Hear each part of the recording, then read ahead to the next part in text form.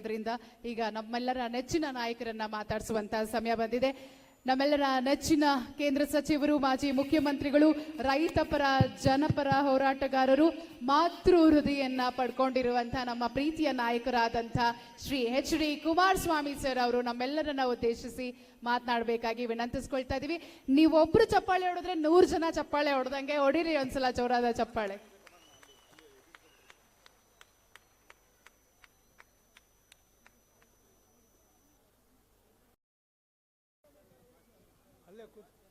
ಕೂತ್ಕೊಂಡೆ ಮಾತಾಡೋದು. ಇದೆಲ್ಲ ಸಬ್ಜೆಕ್ಟ್ ಇದೆಯಲ್ಲ, ಯಾವುದು ಭಾಳ ಇಂಪಾರ್ಟೆಂಟ್? ಯಾವುದು ಸರ್? ಅದೇ ಮಹಿಳಾ ಪಕ್ಷದಲ್ಲಿ ಇದು ನಾಯಕತ್ವ ಏನು? ಓ, ನಮಗೆ ಕೊಟ್ಟರೆ ಸಬ್ಜೆಕ್ಟ್.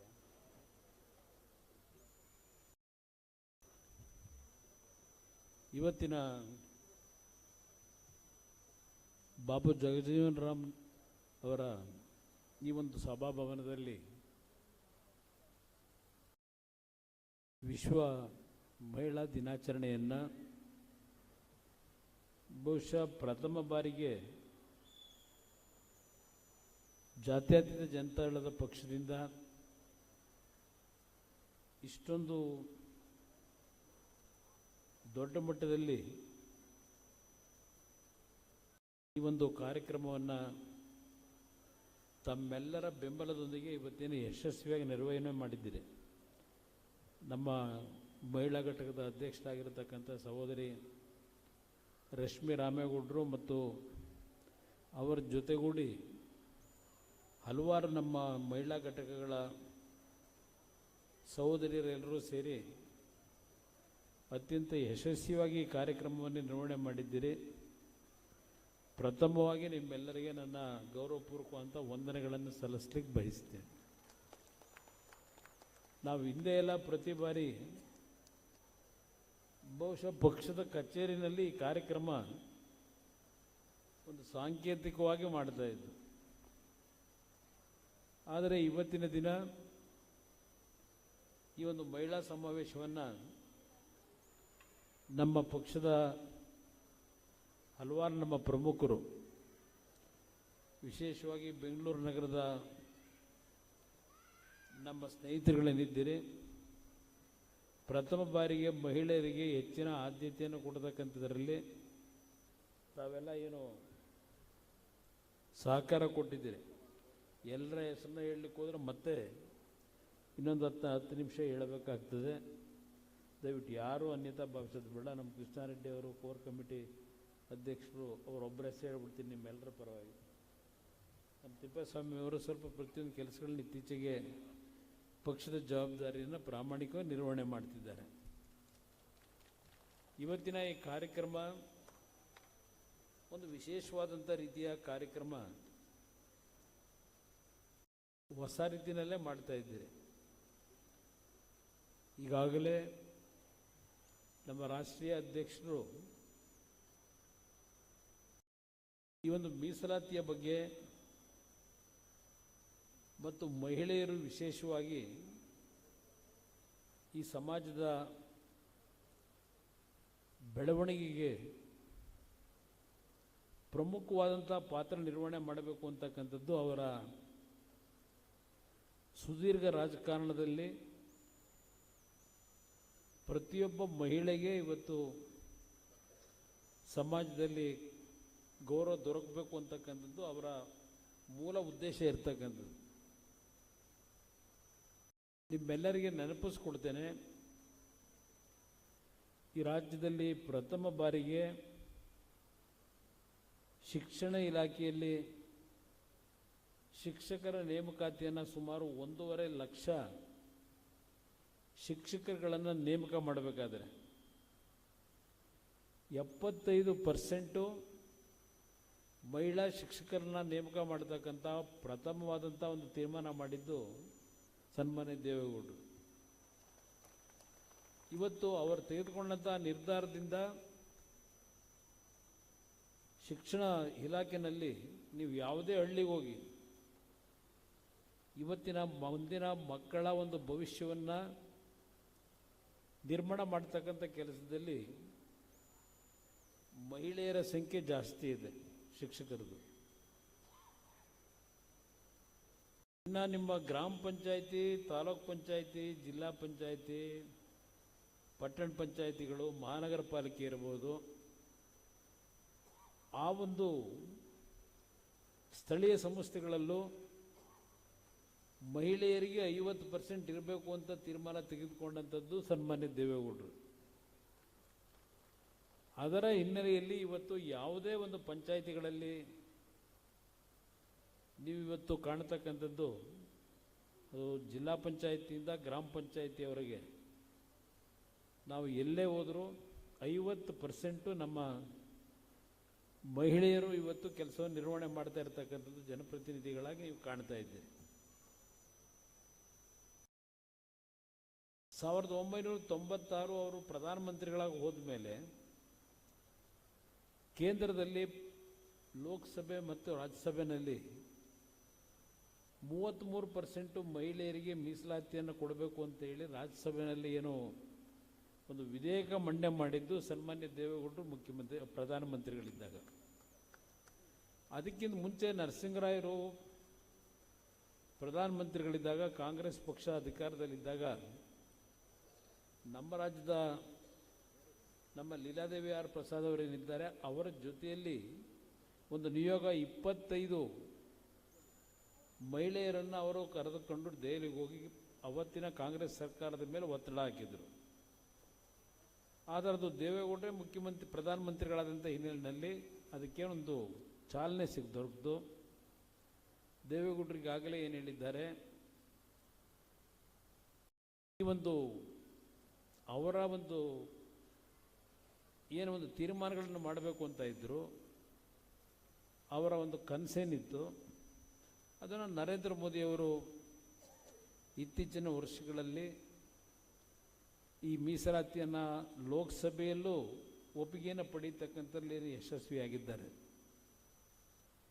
2028 ಕೆಲವರು ಹೇಳಿದ್ದಾರೆ ಮಹಿಳಾ ಮೀಸಲಾತಿ ಬರಬಹುದು ಅಂತ ಹೇಳಿ, ವಿಧಾನಸಭೆಗೆ ಬರ್ಬೋದು ಅಂತ ಹೇಳಿ, ಲೋಕಸಭೆಗೆ ಬರ್ಬೋದು ಅಂತ. ಆದರೆ ನನಗಿರ್ತಕ್ಕಂಥ ಒಂದು ಈಗಿನ ಒಂದು ಪರಿಸ್ಥಿತಿಯಲ್ಲಿ ಮಾಹಿತಿ ಬಹುಶಃ 28 ಸಾಧ್ಯ ಇಲ್ಲ, 32-33ನೇ ಇಸ್ವಿನಲ್ಲಿ ಬರಬಹುದು ಅಂತಕ್ಕಂಥದ್ದು ನನ್ನ ಅಭಿಪ್ರಾಯ. ಹೆಚ್ಚಿನ ಸಂಖ್ಯೆಯಲ್ಲಿ ಮಹಿಳೆಯರಿದ್ದೀರಿ.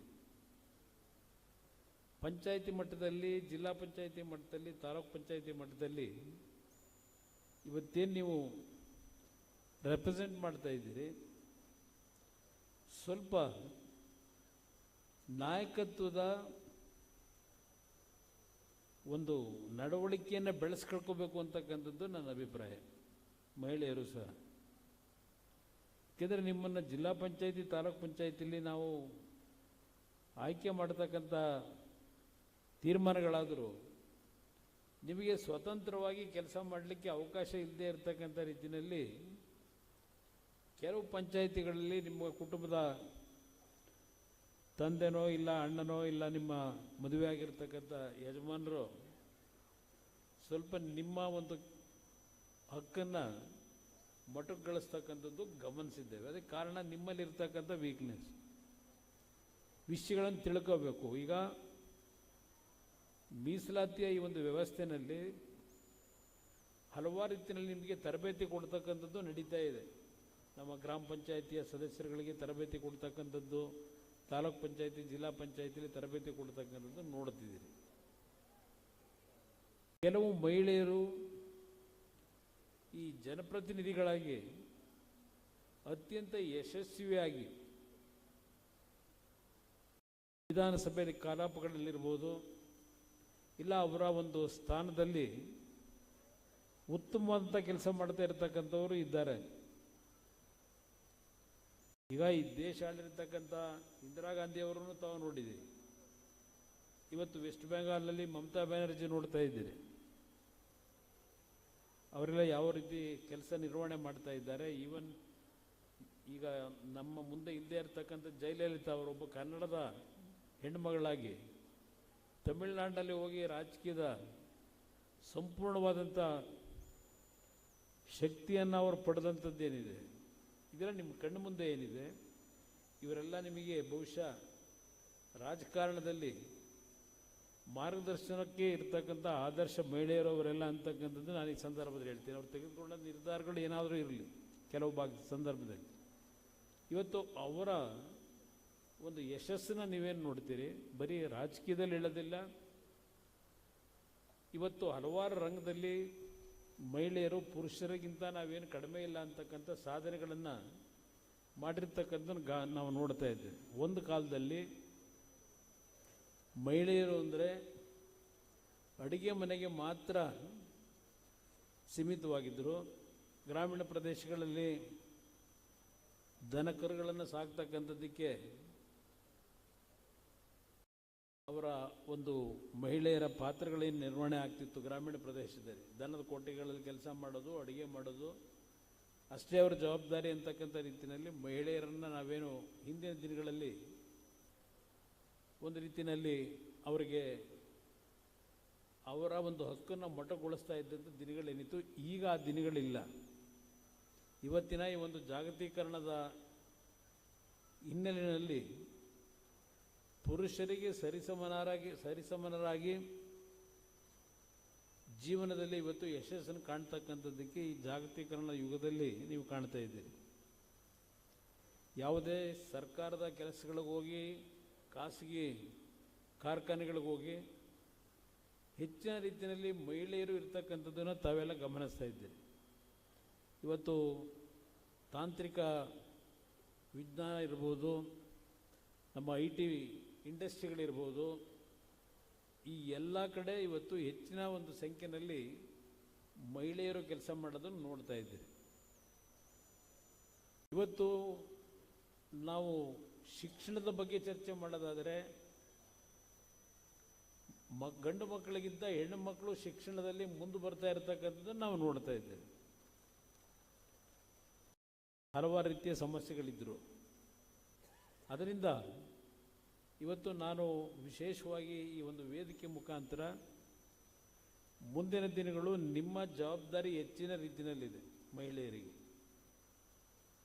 ಇವತ್ತು ಹಿಂದೆ ನಿಮಗೇನು ದೈಹಿಕವಾಗಿ ಮಾನಸಿಕವಾಗಿ ಹಿಂಸೆಗಳನ್ನು ಕೊಡ್ತಾ ಇದ್ದಂಥ ದಿನಗಳೇನಿತ್ತು ನಾವು ಚಿಕ್ಕ ಹುಡುಗರಿದ್ದಾಗ, ಅಂಥ ಒಂದು ವಾತಾವರಣ ಇವತ್ತಿಲ್ಲ.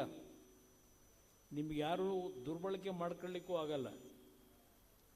ನಿಮಗೆ ಆ ಒಂದು ಶಕ್ತಿ ಇವತ್ತಿದೆ, ನಿಮಗೆ ಅದನ್ನು ಸರಿಯಾದ ದಾರಿನಲ್ಲಿ ಬಳಕೆ ಮಾಡ್ಕೊಳ್ಳಿ ಅಂತಕ್ಕಂಥದ್ದು ನನ್ನ ಅಭಿಪ್ರಾಯ. ನಾನು ಮಹಿಳೆಯರಿಗೆ ವಿಶೇಷವಾಗಿ ಒಂದು ರಾಜಕೀಯದಲ್ಲಿ ಆಸಕ್ತಿಯನ್ನು ಹೊಂದಿರತಕ್ಕಂಥವ್ರಿಗೆ ಹೇಳ್ತಕ್ಕಂಥದ್ದು, ತಾವುಗಳು ಹೆಚ್ಚಿನ ರೀತಿಯಲ್ಲಿ ತಾವು ವಾಸ ಮಾಡತಕ್ಕಂಥ ಬಡಾವಣೆಗಳಲ್ಲಿ ಜನರ ಜೊತೆಯಲ್ಲಿ ಬೆರೆತು ನೀವು ಕೆಲಸ ಮಾಡಬೇಕು. ಅದು ಬಹುಶಃ BJPನಲ್ಲಿ ಸ್ವಲ್ಪ ಹೆಚ್ಚಿನ ರೀತಿಯಲ್ಲಿ ಅವರಿಗೆ ತಯಾರು ಮಾಡ್ತಾರೆ. ನಮ್ಮಲ್ಲಿ ಸ್ವಲ್ಪ ಇನ್ನೂ ನಾವು ಗ್ರಾಮೀಣ ಸಂಸ್ಕೃತಿಯಲ್ಲೇ ಇರ್ತಕ್ಕಂಥವರೇ ಹೆಚ್ಚಿನ ಸಂಖ್ಯೆಯ ನಮ್ಮ ತಾಯಂದಿರಿದ್ದಾರೆ, ಸಹೋದರಿಯರು. ನೀವುಗಳು ಸ್ವಲ್ಪ ಈಗಿನ ಒಂದು ಸಮಾಜ ಯಾವ ರೀತಿ ಹೋಗ್ತಾ ಇದೆ, ಒಂದು ಉತ್ತಮವಾದಂಥ ರೀತಿಯಲ್ಲಿ ನಿಮ್ಮ ಶಕ್ತಿಯನ್ನು ಸಂಘಟನೆಯಲ್ಲಿ ಬಳಕೆ ಮಾಡಿಕೊಂಡ್ರೆ ನಿಮ್ಮಗಳಿಗೆ ಮುಂದಿನ ದಿನಗಳಲ್ಲಿ ಈ ಒಂದು ಮೀಸಲಾತಿಯ ವ್ಯವಸ್ಥೆ ಒಳಗೆ ಬಹುಶಃ ಮುಂದಿನ ದಿನಗಳಲ್ಲಿ ವಿಧಾನಸಭೆಗಳಲ್ಲಿ, ಲೋಕಸಭೆಯಲ್ಲಿ ಅತ್ಯಂತ ಮಹತ್ತರವಾದಂಥ ಪಾತ್ರ ನಿರ್ವಹಣೆ ಮಾಡ್ತಕ್ಕಂಥ ಕೆಲಸ ನಿಮಗೆ ದೊರಕ್ತದೆ. ಇವತ್ತು ಕರ್ನಾಟಕ ರಾಜ್ಯದಲ್ಲೇ ನಾವು ಲೆಕ್ಕಾಚಾರ ಮಾಡಿದ್ರೆ 224 ಇರ್ತಕ್ಕಂಥ ವಿಧಾನಸಭಾ ಕ್ಷೇತ್ರದಲ್ಲಿ ಬಹುಶಃ 70-75 ಜನ ಮಹಿಳೆಯರೇ ಇರ್ತಾರಲ್ವ ಸರ್? 75 ಜನ ಶಾಸಕರು ಮಹಿಳೆಯರೇ ಇರ್ತೀರಿ ನೀವು ವಿಧಾನಸಭೆಯಲ್ಲಿ. ನೀವು ಸ್ವಲ್ಪ ಮನಸ್ಸು ಮಾಡಿದ್ರೆ ನೀವೇ ಮುಖ್ಯಮಂತ್ರಿಗಳಾಗ್ಬೋದು. ಎಲ್ಲ ಪಕ್ಷದ ಮಹಿಳೆಯರು ನೀವು ಸೇರ್ಕೊಂಡ್ರೆ ಈಗಿನ ರಾಜಕಾರಣ ಇದೆಯಲ್ಲ, ಆ ಕಡೆ ಈ ಕಡೆ ಬದಲಾವಣೆ ಮಾಡ್ತಕ್ಕಂಥದ್ದು, ನೀವೆಲ್ಲ ಕೂತು ಒಟ್ಟಾರೆ ಒಂದು ತೀರ್ಮಾನ ಮಾಡಿಬಿಟ್ರೆ ಬಹುಶಃ ನೀವೇ ರಾಜ್ಯದ ಆಳ್ತೆ ಹಿಡಿಬೋದು, ದೇಶದ ಆಳ್ತೆನೂ ಹಿಡಿಬೋದು. ಅಲ್ಲೂ ಒಂದು 170-180 ಸೀಟ್ ಪಾರ್ಲಿಮೆಂಟಲ್ಲಿ ಇರ್ತೀವಿ. ನಿಮಗೆ ಅಂಥ ಒಂದು ವಾತಾವರಣ ಇವತ್ತು ರಾಜಕಾರಣದಲ್ಲೂ ಅವಕಾಶಗಳೇನಿದೆ ಅದನ್ನು ಒಳ್ಳೆ ರೀತಿಯಲ್ಲಿ ಬಳಕೆ ಮಾಡ್ಕೊಳ್ಳಿ. ಇವತ್ತು ಒಳ್ಳೆ ಇಂಥ ಒಂದು ಅವಕಾಶ ಏನು ದೊರಕಿದೆ, ಸಮಾಜ ಭಾಳ ವೇಗವಾಗಿ ಹೋಗ್ತಾ ಇದೆ. ನಾನೀಗೇನು ದೆಹಲಿಯಲ್ಲಿ ಕೆಲಸ ಮಾಡ್ತಾ ಇದ್ದೇನೆ, ಅಲ್ಲಿಯ ವಾತಾವರಣ ನೋಡಿದಾಗ ನಾವು ಯಾವ ಮಟ್ಟಕ್ಕೆ ಹೋಗ್ತಾ ಇದ್ದೇವೆ ಅಂತಕ್ಕಂಥದ್ದನ್ನು ನಾವೇ ಊಹೆ ಮಾಡಲಿಕ್ಕಾಗಲ್ಲ. ಅಷ್ಟು ದೊಡ್ಡ ಮಟ್ಟದಲ್ಲಿ ದೇಶ ಇವತ್ತು ಪ್ರಗತಿಯನ್ನೇನು ಕಾಣ್ತಾ ಇದ್ದೇವೆ. ಗ್ರಾಮೀಣ ಪ್ರದೇಶದಲ್ಲಿ ತಾವುಗಳು ಈ ಒಂದು ವೇಗದಲ್ಲಿ ಏನು ಹೋಗ್ತಾ ಇದೆ ಪ್ರಪಂಚ, ಅದಕ್ಕೆ ಸರಿಸಮನಾಗಿ ನಿಮ್ಮ ಒಂದು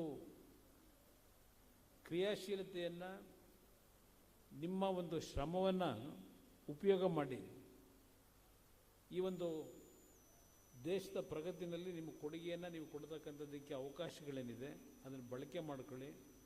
ಇವತ್ತು ನಮಗೆ ಮೊದಲನೆಯ ಒಂದು ಪರೀಕ್ಷೆ ಮಹಾನಗರ ಪಾಲಿಕೆ ಅಂದರೆ ಈಗ GBA ಮಾಡ್ಕೊಂಡಿದ್ದಾರೆ.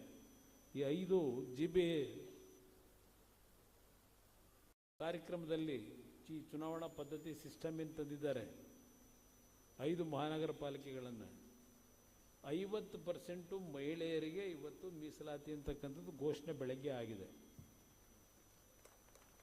ಆ ಹಿನ್ನೆಲೆಯಲ್ಲಿ ಯಾರು ಸಕ್ರಿಯವಾಗಿ ಇವತ್ತು ಪಕ್ಷದಲ್ಲಿ ಓಡಾಡ್ತಾ ಇದ್ದೀರಿ, ನಮಗೆ ನನ್ನ ಅಭಿಪ್ರಾಯದಲ್ಲಿ ಸಾಲದು.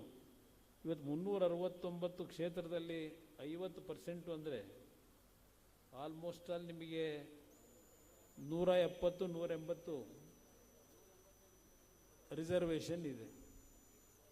ನಾನು ನಮ್ಮ ಪಕ್ಷದ ಮುಖಂಡರುಗಳಿಗೆ ಹೇಳ್ತಕ್ಕಂಥದ್ದು, ಆ 170 ಕ್ಷೇತ್ರದಲ್ಲೂ ನಮ್ಮ ಮಹಿಳೆಯ ನಮ್ಮ ಸಹೋದರಿಯರೇನಿದ್ದೀರಿ, ನಿಮಗೆ ಶಕ್ತಿ ತುಂಬತಕ್ಕಂಥ ಕೆಲಸವನ್ನು ನಮ್ಮ ಲೀಡರ್ಗಳು ಸರಿಯಾದ ರೀತಿ ಮಾಡಬೇಕು. ರಾಜಕೀಯವಾಗಿ ಅವರಿಗೆ ತಿಳುವಳಿಕೆ ಮೂಡಿಸಬೇಕು, ಕೆಲವು ಕಾರ್ಯಾಗಾರ ಮಾಡಬೇಕು.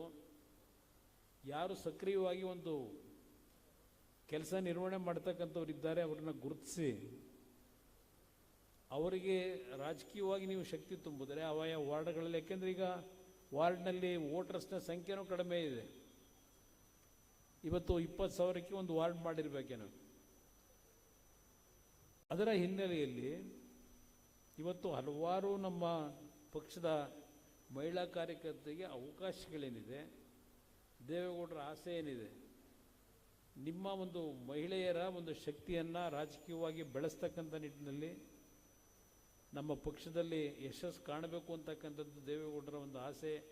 ಇವತ್ತು ನಾವೇನು ಕಾಣ್ತೇವೆ, ವೇದಿಕೆ ಮೇಲೆ ಇರ್ತಕ್ಕಂಥ ನನ್ನ ಸಹೋದರಿಯರಿಗಿರ್ಬೋದು, ಈ ಮುಂದೆ ಇರ್ತಕ್ಕಂಥ ಸಹೋದರಿಯರಿಗೆ, ಇವತ್ತು ಬಹುಶಃ ರಾಜ್ಯದ 31 ಜಿಲ್ಲೆಯಿಂದಲೂ ಬಂದಿದ್ದೀರಿ ನಮ್ಮ ಮಹಿಳಾ ಪದಾಧಿಕಾರಿಗಳು. ಈಗ ನಾನು ಕೂತಿದ್ದಾಗ ಒಂದು ಕಲಬುರಗಿ ಗುರುಮಿಟ್ಕಲ್ನ ಹೆಣ್ಣುಮಗಳು,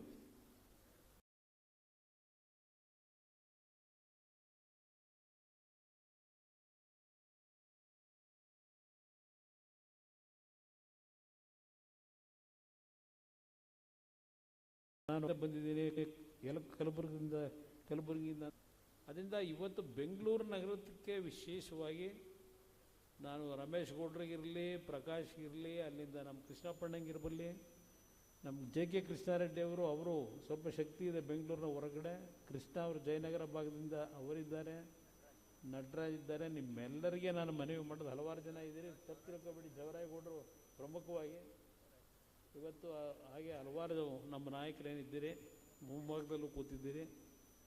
ಒಂದು ಮಹಿಳೆಯರಿಗೆ ಇವತ್ತೇನು ರಿಸರ್ವೇಷನ್ ಆಗಿರ್ತಕ್ಕಂಥ ಕ್ಷೇತ್ರಗಳನ್ನು ಗುರುತಿಸಿ ಆ ವಾರ್ಡ್ಗಳಲ್ಲಿ ಒಂದು ಸಂಘಟನೆ ಮಾಡಿ ಒಂದು 20 ಜನ 15 ಜನ ಮಹಿಳಾ ತಂಡವನ್ನು ರಚನೆ ಮಾಡ್ಕೊಂಡು ಪಾರ್ಕ್ಗಳಲ್ಲಿ ಬೆಳಗ್ಗೆ ಎದ್ದೇನು ವಾಕಿಂಗ್ ಮಾಡ್ತಾರೆ ಅಂಥ ಕಡೆ ಎಲ್ಲ ಹೋಗಿ ಅವ್ರಗಳಿಗೆ ಮನಸ್ಸನ್ನು ಒಲಿಸಬೇಕು. ಇವತ್ತು ಬೆಂಗಳೂರು ನಗರದ ಇಂಥ ಒಂದು ದೊಡ್ಡ ಮಟ್ಟದ ಮೂಲಭೂತ ಸೌಕರ್ಯಗಳಲ್ಲಿ ವಂಚಿತರಾಗ್ತಾ ಇರತಕ್ಕಂಥದ್ದು, ಈಗಿನ ಒಂದು ವ್ಯವಸ್ಥೆಗೆ ಕಾರಣಕರ್ತರು ಯಾರಿದ್ದಾರೆ ಅದೆಲ್ಲವನ್ನು ಜನತೆಗೆ ತಲುಪಿಸ್ತಕ್ಕಂಥ ಕೆಲಸ ಮಾಡಬೇಕು. ಇವತ್ತು ಭಾಳ ಜನ ಶಾಸಕರಾಗಬೇಕಾದ್ರೆ ಯಾವ್ಯಾವ ರೀತಿ ನಿಮ್ಗಳನ್ನು ಉಪಯೋಗ ಮಾಡ್ಕೊಂಡಿದ್ದಾರೆ. ಬಹುಶಃ ನಮ್ಮ ಮಹಾಲಕ್ಷ್ಮಿ ಲೇಔಟ್ನ ಸಹೋದರಿಯರಿಗೆ ಭಾಳ ಜನಕ್ಕೆ ಗೊತ್ತಿದೆ. ಆಮೇಲೆ ದಾಸರಳ್ಳಿನಲ್ಲಿ ಗೊತ್ತಿದೆ. ದಾಸರಳ್ಳಿ ಹೆಣ್ಮಕ್ಳೇನಾದರೂ ಇದ್ದರೆ ದಾಸರಳ್ಳಿನಲ್ಲೂ ಇವತ್ತೇನಾದರೂ ನಮ್ಮ MLA ಗೆಲ್ಲಬೇಕಾದ್ರೆ ಅಲ್ಲಿ ಪ್ರಮುಖವಾದ ಪಾತ್ರ ನಿರ್ವಹಣೆ ಮಾಡಿರ್ತಕ್ಕಂಥವ್ರು ಮಹಿಳೆಯರಿದ್ದಾರೆ ಆ ಭಾಗದಲ್ಲಿ. ಮಹಾಲಕ್ಷ್ಮಿ ಲೇಔಟ್ನಲ್ಲೂ ಏನಾದರೂ ನಾವು ಗೆದ್ದಿದ್ದೀರ ಹಿಂದೆ, ಅದಕ್ಕೂ ಮಹಿಳೆಯರೇ ಕಾರಣಕರ್ತರಿದ್ದೀರಿ ಆ ಭಾಗದಲ್ಲಿ, ನಾನು ಗಮನಿಸಿದ್ದೇನೆ. ಅದರಿಂದ ನೀವು ಸಕ್ರಿಯವಾಗಿ ಕೆಲಸ ಪ್ರಾರಂಭ ಮಾಡಿದ್ರೆ ಭಾಳ ದೊಡ್ಡ ಮಟ್ಟದ ಭವಿಷ್ಯ ಈ ಪಕ್ಷದಲ್ಲಿದೆ. ನಿಮಗೆ ಎಲ್ಲ ರೀತಿಯ ಸಹಕಾರವನ್ನು ನಾವು ಕೊಡಲಿಕ್ಕೆ ತಯಾರಾಗಿದ್ದೇವೆ. ಉಪಯೋಗ ಮಾಡ್ಕೊಳ್ಳಿ. ಜನರ ಸೇವೆಯನ್ನು ಮಾಡ್ತಕ್ಕಂಥ ನಿಟ್ಟಿನಲ್ಲಿ ನಿಮ್ಮ ವಾರ್ಡಲ್ಲಿ ಹೆಚ್ಚಿನ ಸಮಯ ಕಳೆಯಿರಿ. ಪಕ್ಷದ ಕಚೇರಿನಲ್ಲಿ ನಾವೇನು ಸಮಯ ಕಳೀಬೇಕಾಗಿಲ್ಲ. ನಿಮ್ಮ ವಾರ್ಡ್ಗಳಲ್ಲಿ ನೀವು ಹೆಚ್ಚಿನ ಒಂದು ಜನಗಳ ಜೊತೆ ಬೆರೆತು ಕೆಲಸ ಮಾಡಿದ್ರೆ ಮುಂದಿನ ಒಂದು ಭವಿಷ್ಯ ನಿಮಗೂ ಚೆನ್ನಾಗಿದೆ, ದೇಶಕ್ಕೂ ಚೆನ್ನಾಗಿರುತ್ತೆ, ರಾಜ್ಯಕ್ಕೂ ಚೆನ್ನಾಗಿರುತ್ತೆ. ಆ ನಿಟ್ಟಿನಲ್ಲಿ ಇವತ್ತು ಈ ಒಂದು ವಿಶ್ವ ಮಹಿಳಾ ದಿನಾಚರಣೆಯನ್ನು ನಾವೆಲ್ಲ ಆಚರಣೆ ಮಾಡ್ತಕ್ಕಂಥದ್ದಲ್ಲಿ ಉತ್ಸಾಹದಲ್ಲಿ ನಮ್ಮ ಸಹೋದರಿಯರೇನು ಸೇರಿದ್ದೀರಿ, ಇವತ್ತೊಂದು ಶಪಥ ಮಾಡಿ ಇವತ್ತು ಕರ್ನಾಟಕದಲ್ಲಿ ಜನತಾದಳದ ವತಿಯಿಂದ ಹೆಚ್ಚಿನ ಮಹಿಳೆಯರು ಈ ಒಂದು ನಮ್ಮ ಅಗ್ನಿ ಪರೀಕ್ಷೆ ಏನಿದೆ ಬೆಂಗಳೂರು ನಗರದಲ್ಲಿ ಹೆಚ್ಚಿನ ಸಂಖ್ಯೆಯ ಮಹಿಳಾ ನಮ್ಮ ಕಾರ್ಪೊರೇಟರ್ಗಳು ನಾವು ಗೆದ್ದು ಬರ್ತಕ್ಕಂಥದ್ದಕ್ಕೆ ನಾವು ಶಪಥ ತೊಡ್ತೀವಿ ಈ ಒಂದು ಸಭೆಯಲ್ಲಿ ಅಂತಕ್ಕಂಥದ್ದನ್ನು ನಮ್ಮ ಸಹೋದರಿಯರು ಈ ಕಾರ್ಯಕ್ರಮದಲ್ಲಿ ಮನಸ್ಸಿನಲ್ಲಿ ಸಂಕಲ್ಪವನ್ನು ತೊಡೋದ್ರ ಮುಖಾಂತರ ಈ ಒಂದು ಮೀಸಲಾತಿಯ ವ್ಯವಸ್ಥೆ ಇವತ್ತು ಜಾರಿಗೆ ಬರೋದರಿಂದ ಇವತ್ತು ನಾವು ಈ ದೇಶದ ಒಂದು ಅಭಿವೃದ್ಧಿಗೆ ನಮ್ಮೆಲ್ಲರ ಒಂದು ಕಾಣಿಕೆಯನ್ನು ಕೊಡಲಿಕ್ಕೆ ತಯಾರಾಗಿದ್ದೇವೆ. ಈ ದೇಶದ ಪ್ರಗತಿಗೆ ನಮ್ಮ ಕಾಣಿಕೆಯನ್ನು ಕೊಡಲಿಕ್ಕೆ ತಯಾರಾಗಿದ್ದೇವೆ ಅಂತಕ್ಕಂಥ ಒಂದು ಛಲ ನಿಮ್ಮಲ್ಲಿ ಬರಬೇಕು ಅಂತಕ್ಕಂಥದ್ದು ಹೇಳಿ ನಿಮ್ಮೆಲ್ಲರಿಗೆ ಭಗವಂತ ಒಳ್ಳೇದು ಮಾಡಲಿ ಅಂತಕ್ಕಂಥ ಶುಭ ಹಾರೈಸಿ ನಿಮ್ಗೆ ವಂದಿಸಿ ನನ್ನ ಮಾತು ಮುಗಿಸ್ತೇನೆ. ಜೈ ಹಿಂದ್, ಜೈ ಕರ್ನಾಟಕ ಮಾತು. ಹೆಚ್ಚಿನ ವಿಡಿಯೋಗಳಿಗೆ ಪ್ರತಿಧ್ವನಿ ಯೂಟ್ಯೂಬ್ ಚಾನೆಲ್ ಸಬ್ಸ್ಕ್ರೈಬ್ ಮಾಡಿ, ಬೆಲ್ ಐಕಾನ್ ಕ್ಲಿಕ್ ಮಾಡಿ.